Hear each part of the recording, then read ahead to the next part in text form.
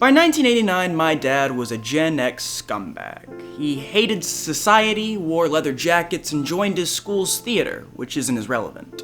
I can't say that my cigarette-smoking, beer-stealing 16-year-old father actually lines up much for me, given that a couple years earlier he still spent his weekends in comic book stores. Was it puberty? Or perhaps a politically jaded persona whose origins we can find in the pages of his comic books? I'm Buddy, you can call me Bud, and today we're looking at my dad's collection of Daredevil comics. This is...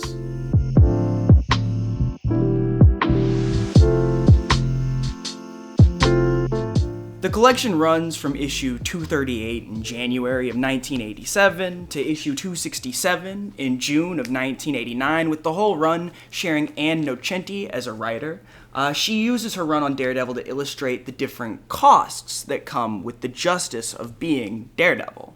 She even goes as far as to put the cost of the book on the cover.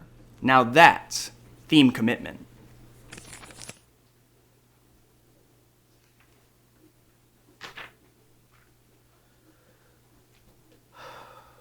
Okay.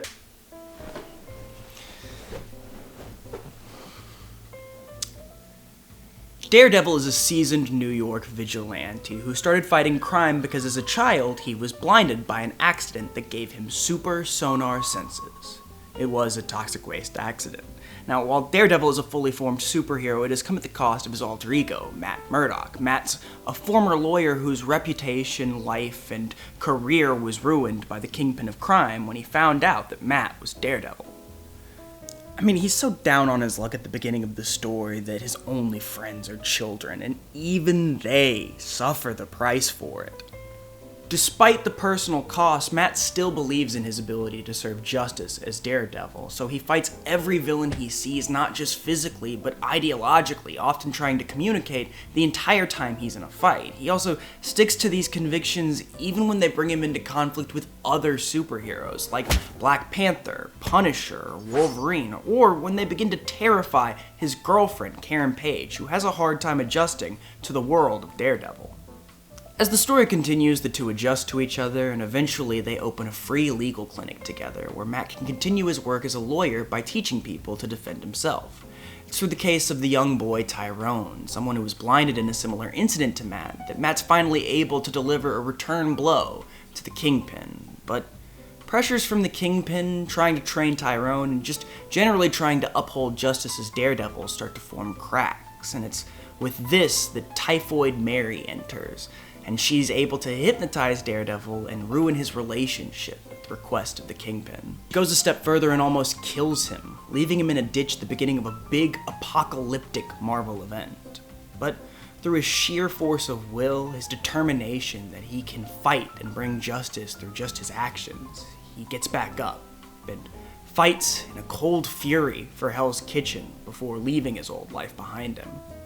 Every issue tells a self-contained story, and usually they all discuss different political or moral beliefs through their dialogue. Sometimes the dialogue would be so interesting that I would forget the characters who are actually fighting. But when you piece every issue together, it tells a big story about the cost of being Daredevil. Daredevil attracts villains like Sabretooth, Bullet, Ammo, and Bushwhacker. He harms his friends like Kane, Tyrone, or Karen. He pushes justice in a politically and morally corrupt system until justice is really all he has left. But in all of those cases, justice is also what he's fighting for and what allows him to keep pushing. Daredevil is a Marvel Comics staple. In Eric Thomas's opinion, why Daredevil is the best written character in comic book history, he describes Murdock perfectly as a moral Catholic lawyer that fought crime with his fists. Legal justice by day, rough justice by night. The book provides opportunities for the writer to tell stories about morality, and when Nocenti picked up the book, she told a story about how Daredevil's morality was influenced by his belief in the justice system. When Daredevil uses the justice system to guide him morally, it often leads him astray. And I mean this sincerely. When Typhoid Mary hypnotizes him, hypnosis is never in question for Daredevil because he's so focused on the fact that there is no written law about cheating. The toxic waste took his sense of sight and his sense of common. In his article, The Politics of Daredevil, Why Ann Nocenti's Daredevil run deserves a second chance, Jeff Morris describes how Nocenti's politics provide depth to her characters, explaining that feminism, capitalism, and veganism make appearances throughout Nocenti's run, yet with each, Nocenti connects each idea to her character's hopes and dreams. Daredevil's faith in systemic justice leaves him at his weakest when Kingpin demonstrates flaws in that system, or when problems fall outside the written law. It's not that Daredevil is wrong for believing he can deliver justice through his career as a lawyer, just that the reliance on the justice system comes with costs, because of flaws that are true in real life. Such as Daredevil's pointer that cheating is not a written law. Nocenti didn't stop writing the book where my dad stopped collecting, though, so I only have part of the story. I don't know why my dad stopped where he did. Perhaps he mistook this for a happy ending, or maybe it was his natural distaste for when characters in stories lose. I know when we watched Silicon Valley, a show where the nerdy characters lose a lot, my dad would often squirm around in his chair until the end of the episode when they would lose again and he could finally let out an, "Oh, what the fuck?" There's a chance my mother had an effect on him. I know at the time when they got together, she was a popular 80s cheerleader who didn't really have time for glasses tapers. But I can tell you why my dad collected for so long. Nocenti has a really engaging way of writing dialogue, intertwining the feelings and politics together to make a really engaging and thorough experience. It is a little unrealistic, this overly dictated political debate style dialogue, but then again, it does remind me a lot of my dad. When we were kids, he was never much on explaining things by saying, "because I said so." Instead, he would sit you down and lay out his argument piece by piece, explaining to you why morally it was the correct thing to do to follow his decision.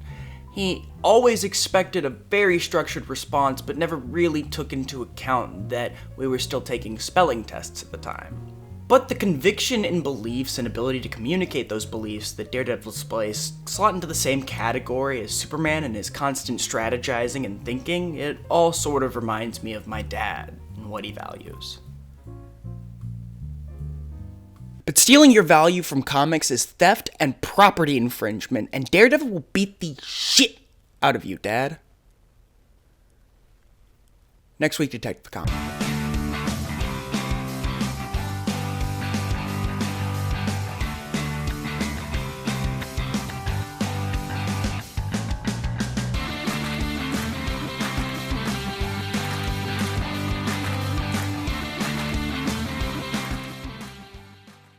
On the next Quartz comic collection, so Batman's training Robin.